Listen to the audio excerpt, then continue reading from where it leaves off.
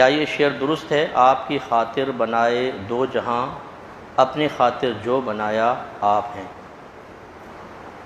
मतलब देखें, ये इस तरह के शेर अवामुन्नास में पढ़ना, इसमें तावील हो सकती है, तो ऐसा मसला नहीं है, लेकिन इस तरह के गहरे शेर आवाम में पढ़कर और उनको नतीजे मुरतब करने के लिए छोड़ देना, ये ज़रा ख़तरनाक होता है। जैसे मज़ारात पे सजदा करने के शेर होते हैं कि नबी करीम के मज़ार पे चौखट पे मैंने सजदा कर लिया, इस तरह के अल्फाज होते हैं।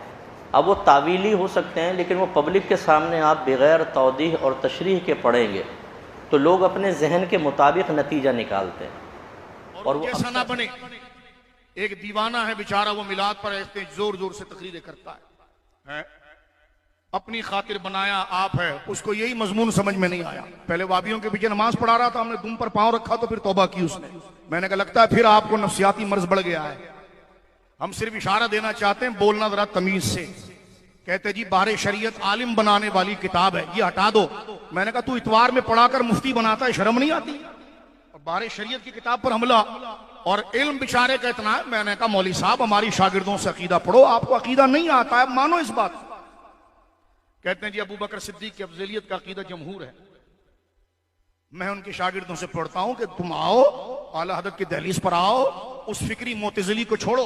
उस बेचारे को पता ही नहीं, उसका नफ्सियाती है कि मैं बहुत बड़ा शेखुल इस्लाम हूं। मैंने कहा तुम नहीं हो, अपने जूते में आ जाओ, आपको आपकी नफ्सियात मार रही है, आप में वक़्त नहीं है, आपको पता ही नहीं। कहते जी सीना तान कर कहते हैं हम रसूलुल्लाह के जन्नत रसूलुल्लाह की। तो अबे मुफ्ती इसमें कौन सी गलत बात है?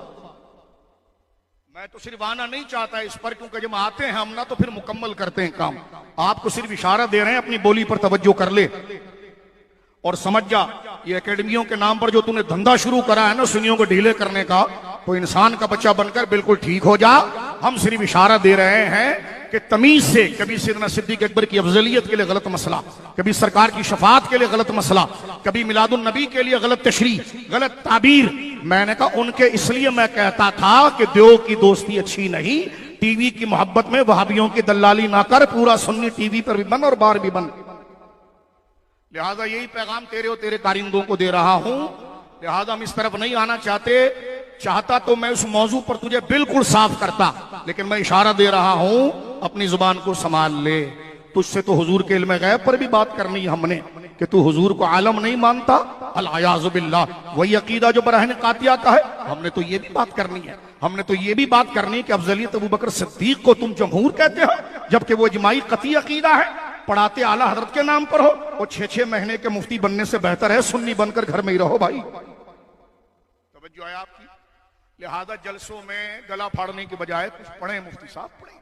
तकरीर आपका शोभा नहीं, आपको अकीदा बताना आपका काम ही नहीं, और आप इन चीजों को छोड़ दीजिए। आपको तो आला हज़रत का जुज़विया इसलिए समझ में आया कि नमाज किसके पीछे पढ़नी है, तो घुटना टेक कर अकाबिर के सामने माफी मांग ली आपने।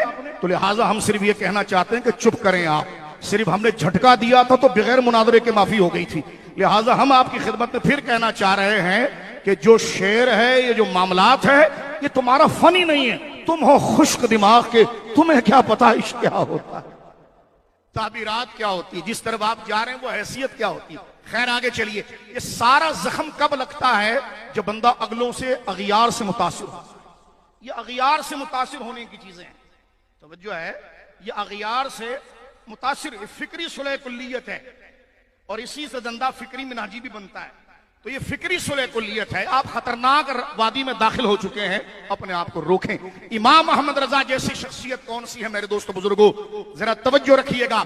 ये वो हस्ती मुबारक है कि सिर्फ ये खुदा के दुश्मनों से बचाती ही नहीं, बल्कि उनके करीब जाकर बंदा हो हमारा लेकिन फिक्र उनकी रखे तो उस रेड लाइन से भी बचाती है, क्योंकि खरबूजा खरबूजे के साथ बैठकर रंग बदलता है। इसलिए बदमजहब की सोहबत, उसकी किताब, उसकी दिलचस्पी उसके आगे देकर ललचाना अच्छी बात नहीं है।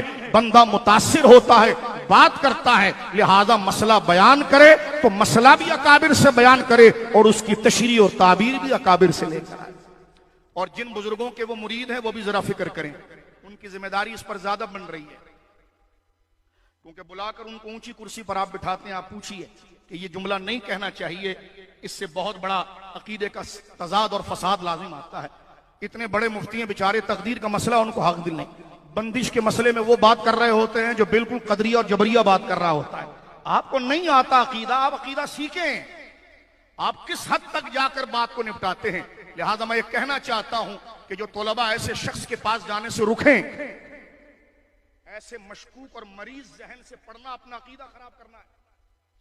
लिहाजा ऐसे शख्स से ललचाकर इल्म उससे हासिल करें, इल्म उससे हासिल करें कि जिसको अहले सुन्नत का नज़्म और तवाज़ुन और बैलेंस पता हो। और ये कोई खिलाफ वाक़े तकरीर नहीं, ये फिक्र इमाम अहमद रजा की बात हो रही। मोहम्मद अली मुंगेरी भी खुद को सुन्नी कहता था, तवज्जो है आपकी, वो खुद को सुन्नी ही कहता था। इमाम अहमद रजा के इख्तिलाफ की वजह क्या बनी?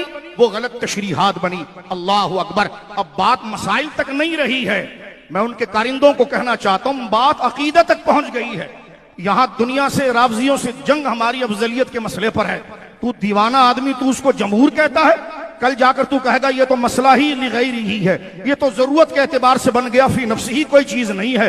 तो ऐसे कमजोर और मरीज जहन से पढ़ना, ये तो बंदा अपनी आखिरत को तबाह करेगा कि न जाने वो क्या पढ़ा रहा है।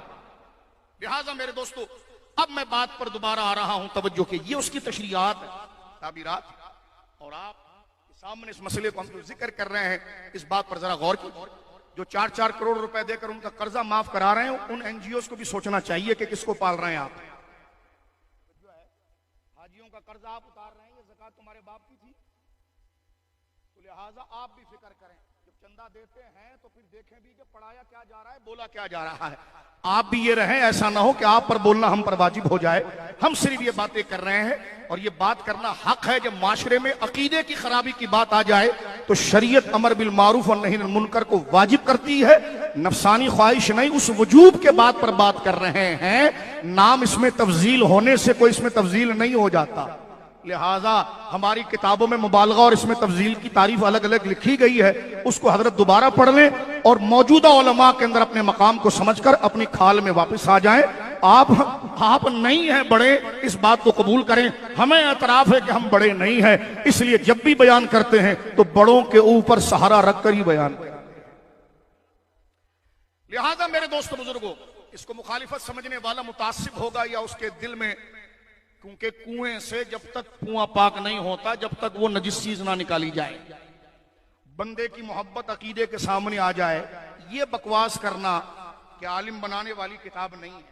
मैंने कहा तू सिर्फ इतवार को पढ़ाकर मुफ्ती बना सकता है, तो तू खुद जो फतवा बारे शरीयत से दे रहा है, शर्म नहीं आ रही कि तूने वहां से सारी किताबों को समझा है? अकाबिर की किताबों की ताबीर ये होगी, इस पर भी बात कही जाए कि चुप रहो। इंतहा यहां तक पहुंच गई है कि जनाब ऐसा अकीदा पनाने वाला शख्स, इससे तदरीसी खिदमत लेना जायज नहीं हो सकता कि आए दिन जो अकीदे की इतनी कमजोर बात कर जाए, उलमा और अकाबिर को इस पर खामोश नहीं रहना चाहिए। न जाने अंदर खाते में लोगों को और बच्चों को क्या पढ़ाया जा रहा हो। और बिलखुसूस ये कहना कि हुजूर को आलम मानना, कायनात में सबसे बड़ा आलिम मानना, ये ईमान और कुफ्र का मसला नहीं है। अबे तेरा दिमाग खराब हो गया, या जरूरियात दीन का मसला है? जरूरियात दीन के मसले को तू कह रहा है, और ये तो दयाबना भी मान गए मुहन्नत के अंदर जब आला हजरत ने उन पर पांव रखा। और ये अहले सुन्नत का जरूरियात का मसला है कि कायनात में सबसे ज्यादा इल्म अल्लाह ने जनाब मोहम्मद रसूलुल्लाह को अता फरमाया।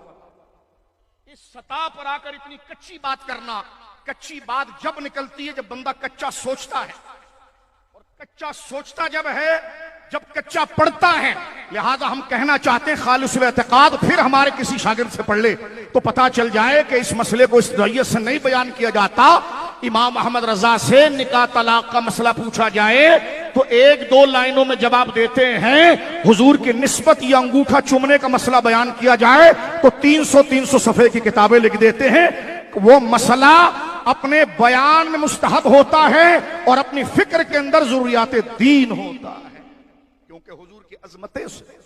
मेरे दोस्तों बुजुर्गों, हमें चाहिए कि अगर हम अपनी आखिरत को दुरुस्त करना चाहते हैं तो आला हजरत जैसी अजीम हस्ती, और आला हजरत से मुराद माअज़ल्लाह किसी के जहन में ये ना रहे कि माअज़ल्लाह वो गरीब नवाज से बड़े हो गए तो अस्तगफिरुल्लाह। बाज लोग ये भी जहन बना लेते हैं खामखा। आप तो कभी गरीब नवाज का नाम ही नहीं लेते, आप तो आला हजरत ने कभी गरीब नवाज की मनकबत ही नहीं लिखी, तो मैंने कहा तूने ढोल पीट के क्या काम कर लिया। गरीब नवाज की फिक्र पर जिसने पहरा दिया वो इमाम मोहम्मद रजा था। कितना बड़ा इल्जाम और झूठा। मैंने कहा तुम्हारे अंदर बात और है, इसलिए कि इमाम मोहम्मद रजा ने शरीयत में तुम्हें कस कर रखा कि पीर हो तो शरीयत पर चलोगे, मुरीद हो और तुम्हें यह नहीं चाहिए, तुम्हें चाहिए कि यूनिफॉर्म बन के पहनकर पीर बने, बाद में जो चाहे डिंगा मस्ती करें। इमाम मोहम्मद रजा रसूलुल्लाह की शरीयत का वो वफादार है। वो कहता है कि जब मनसब शरीयत का है तो उसकी शरायत, उसके जवाबित और उसके तमाम नज्म का ख्याल रखना पड़ेगा। इसलिए उमूर बिदआ पर सबसे पहले बर्रे सगीर पाक हिंद के अंदर इस्लाम के खिलाफ गलत रसूमात का तफसीली रद्द जिसने किया है वो इमाम के शेर पर उंगली उठाई।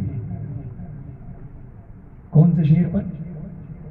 आपकी खातिर बनाए दो जहां और अपनी खातिर जो बनाया आप है। इस शेर में क्या कलाम करना है? क्या ये शेर गलत है? वो कहता है तावील पेश कर सकते हैं मगर इस तरह के अशार आवाम में नहीं पढ़ने चाहिए। बेवकूफ, पहले देख शेर किसका है। हक हक हक, सुभान अल्लाह सुभान अल्लाह, अल्लाह अकबर।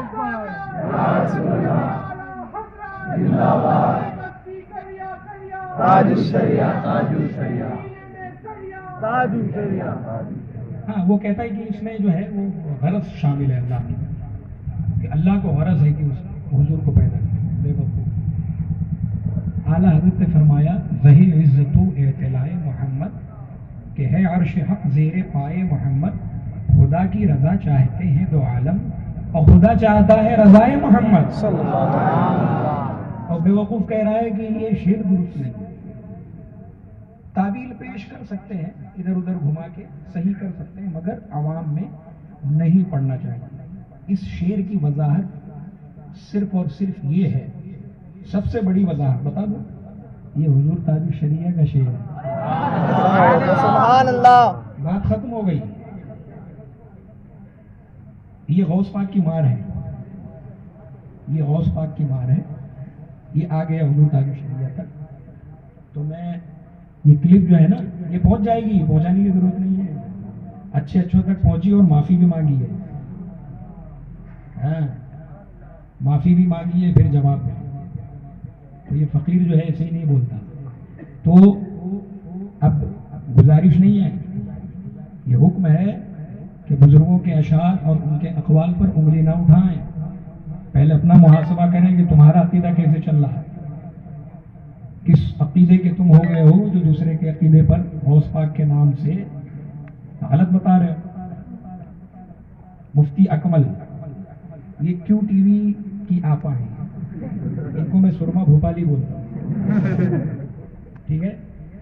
तो अब जो है ना समझ लेगा, तो खैरियत इसी में है कि नहीं।